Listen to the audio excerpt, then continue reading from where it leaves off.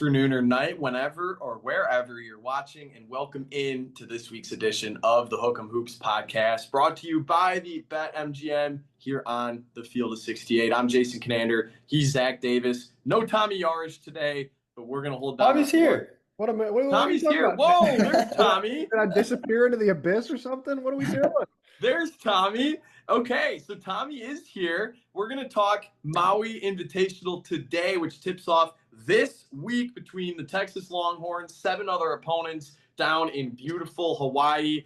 First off, you guys, going into this tournament, what letter grade would you give the Longhorns so far this year? Uh, I, Tommy, where do you go? I don't know. I'm interested to see what you have because I think I'm we gonna have. say like a B, like I maybe a C plus, like because in my brain the C is of the average. This is exactly what we expected, and I think it's just a little better than what we've been expecting. I think I've seen more productivity out of Jalen Swain than I thought. I think Matas Vokatitis is better than I thought. I think the defense being a top 25 defense is better than I thought. So it's definitely not an A. It's definitely not like a high B. They're not exceeding my expectations. They're not blowing anyone out of the water. But after Duke, I think they've been somewhat capable. I was going to say B minus, so not too far off. By the way, I am still here. Don't worry. Yeah, B minus for me.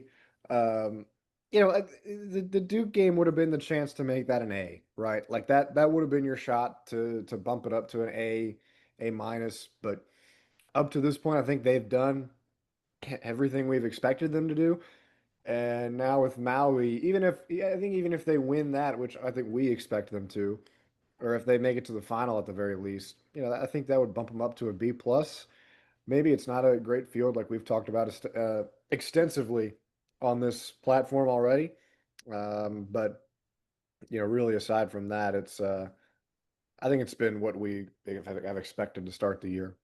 Yeah, just about. I'll probably be a little more positive than the two of you here. I'll give it a B plus just because they're beating bad teams by a lot, and that is something that we haven't really seen in the non-conference the last couple of years. It's indicative of a roster that is deep enough to beat subpar competition by a lot.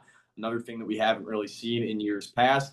I'm pleased with the defense. The defense right now is grading as one of the better defenses, if not one of the best defenses in all of high major basketball. And even though Texas has faced now 4 consecutive opponents ranked in the ranked outside the top 300, make that of KenPom, the Longhorns look really good defensively, and they're not playing lazy. They're locked in against these smaller opponents, which leads me to believe that this week in Maui is going to go pretty well. So give me a B plus for the early season. If they can win this tournament, despite the weak field, it's got to be an A so far just because of the noise that would make. The opening game is against Arizona State. This is an Arizona State team that fluctuates kind of year by year. They're always either right on the bubble of the NCAA tournament or like super far out of the picture. We don't really know what ASU team this is so far. They're ranked near 90 in KenPom, so the analytics kind of say that this team won't be contending for an NCAA tournament spot, but I'm curious to hear what you guys have to say about the Sun Devils. Yeah, not really a lot there that flies off the paper at you. Offense is not great. Defense is okay, but also not great. So that's an opening round game that Texas should win. But, at least that they're playing a team that, you know, I don't want to say like has a pulse, but they've played some fairly easy teams, over the last couple of days, like everybody does at this point of the year after you have your big non-conference game. But I would like to see them play USC or NC State. I think that's going to give you a better litmus test of where this team is at. Those are two top 25 teams in KenPom. So I think at some point, crossing past one of them, they're on the same side of the bracket. So if they both win their opening round matchup, they'd have to play one another. But I think if you can match up with one of those, it would get you a pretty good idea of, where they're at this point of the season and how early it is. And kind of maybe a little bit of an outlook for March too, early. I know it's only November, late November, but we can reset our expectations maybe a little bit. I think this is our last kind of opportunity to you have UConn, but then there's the SEC tournament, and you're at UConn, and they just lost a home game, so odds are they're not going to lose another one before the Big East play starts.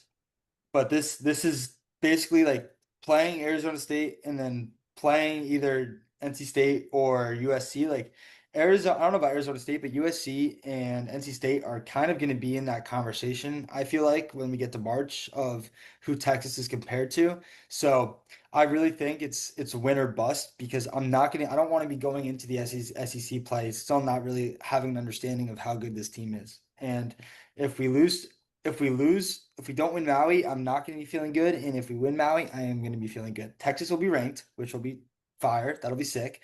And they'll have proven themselves a little bit. This is a team that runs deep. And I look at these box scores of all these top teams, like they don't play a lot of guys. And I think Texas really has that advantage. And we haven't really got to see it yet. So I think it's win or bust. It is Arizona State team led by Mo Odom. It's been everywhere, Pacific, Pepperdine, I think, and now he's at Michigan State. I mean, this is Bobby Hurley's still there, correct? Yeah, Bobby Yeah, Hurley is I still mean, there. don't sleep on Hurley, but if you win this game, you get a bid. You do get a bid to the championship because Washington State is not a very competitive program this year.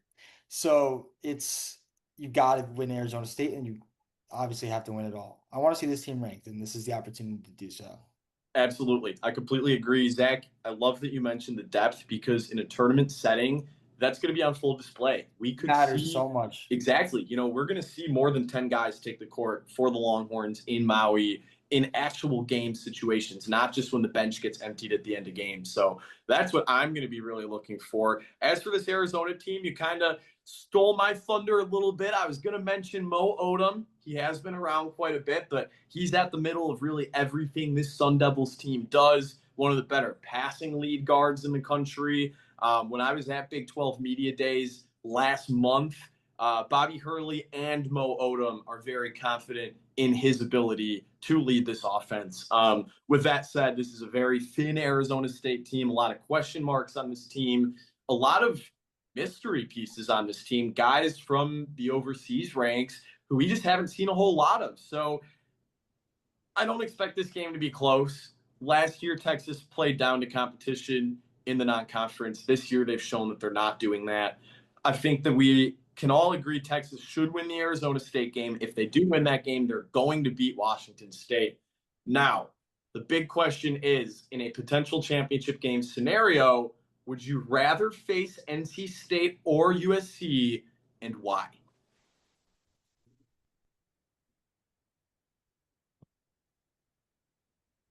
You got that one, Zach. I need to think about it.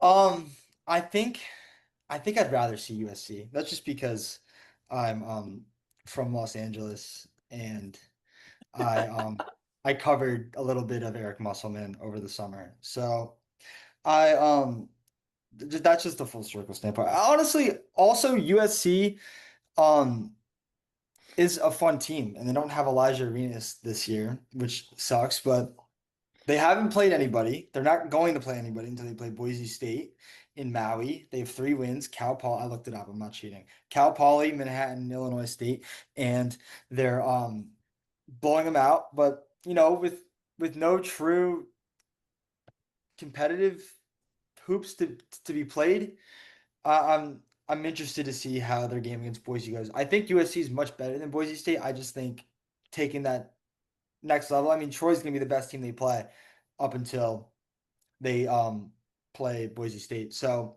I think I'd rather see USC. Also, Rodney Rice is fun. Yeah, I think I'm with you, Zach. I'd rather see USC. Sure, they're probably the more experienced team between the two, but they also have Chad Baker Mazzara, who Gotta say is him just too. kind of a universal like weak spot for teams sometimes. It was for Auburn, it seemed like down the stretch, and I honestly have no idea how he has any eligibility left. But I look at this NC State team, and Darian Williams just scares the absolute hell out of me. So I wouldn't want to play him. And Baker Mazar is a good player, He's averaging 18 points a game this season, but at the end of the day, I think USC comes in as the more beatable, for lack of a better term, team if you're Texas.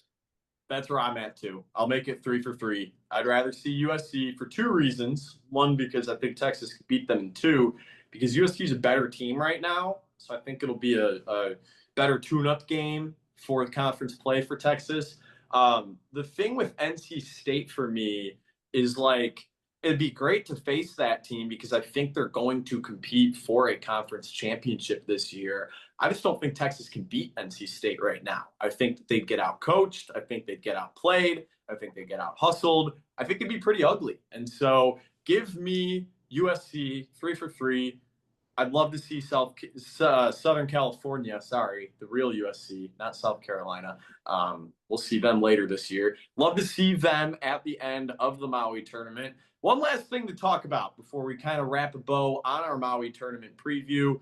Guys, if Texas wins this tournament, who needs to be the best player on the Longhorns? I think it's got to be Tremont Mark. I was about to say Yeah. Jordan Pope. I think it's Tremont Mark.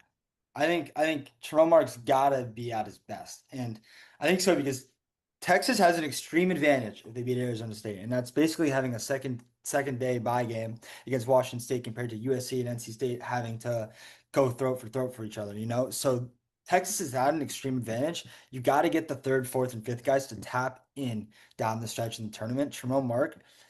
I don't even know. He might be I can't even rank our top 5 guys individually right now. But Tremont Mark, when he's at his best, when he's at the wing, and when he's getting down the floor, I think Texas is the most lethal. So if Tremont Mark can find a flow state in that rhythm, I think Texas will be set. They'll definitely control the floor. I would say Vocatitis probably because if he ends up being their best player, and when we look back on this thing, Texas has won it. Like that they're good enough around him to where if you look at this team and say, okay, Vocatitis was clearly the difference maker for everything that they did on offense, on defense, and just the whole tournament, they've won the tournament because Dalen Swain has shown that he's going to be a consistent, good enough scorer. Jamon Mark can be a good. He'll have at least one game where he'll come out of nowhere and drop like 30 points and be a huge help. And Kendall Weaver coming off the bench is another guard that can help in the on defense, on offense, and like you guys were talking about, they have more than enough depth to make it work. And so I think if we come out of the saying Vocatitis is your best player, then I think they win the whole thing. I agree more with Tommy than with Zach, but I think I'm going to go with Dalen Swain. I think that he's played really good basketball the last couple of games. He's your best on-ball defender, and he's a great second or third scoring option alongside Tremont Mark or Jordan Pope or even Modest Vokatitis. So I think Dalen Swain, especially from a defensive perspective, he'll probably be guarding someone like Alan Mukeba against Arizona State. But then when you see if the Longhorns make that championship game, he'll be guarding Rodney Rice or he'll be guarding Darian Williams. And then his performance becomes all the more important. So Dalen Swain, as he continues to emerge as a weapon, both offensively and defensively for the Longhorns, I think he needs to be the best player this week in Maui. Before we go, one thing that I wanted to mention, Texas women's basketball killing it on the recruiting trail. 2 5-star recruits last week. Vic Schaefer is absolutely eating it up. So much fun. Men's basketball looking good in the recruiting ranks. Women's basketball looking good in the recruiting ranks. Guys, like what is this? It feels like they haven't recruited high school players in forever, and now both teams are. Yeah, how about Austin Gooseby? We talked about him a little bit on the last episode. He's in the Yep. boat. That's a big one. Brother of their left tackle, Trevor Gooseby, who should stay another year at Texas, in my opinion. Hope But so. yeah, he's a really good player, man. He's going to be really fun to watch, and comes from an athletic family, and uh, super super excited for him. Vic Schaefer's Vic Schaefer. Yeah, He's he's awesome. kind of good at this You're whole basketball thing. year 6 now at Texas, and I think in 5 years he's gotten top 10 girls. And it used to be I want to play with Roy Harmon, and now it's I want to play with Madison Booker. and it's just going to keep feeding and feeding because these girls stay 4 years, which is awesome. It's incredible. So, um, yeah, I mean, I covered them last year. They went to the Final Four. Uh, big week for women's basketball at the Players Invitational. Basically, their top four biggest spenders in the sport are going against each other. So that'll be fun. Lot feast week, fellas. It's the best week of the year Absolutely. up until March. Happy Feast Week to everyone, to you two, to everyone at home watching. We're excited for Texas to tip off the Maui Invitational this week against Arizona State. Hopefully, they'll be playing throughout Feast Week, but regardless of what happens, we'll be here next week to break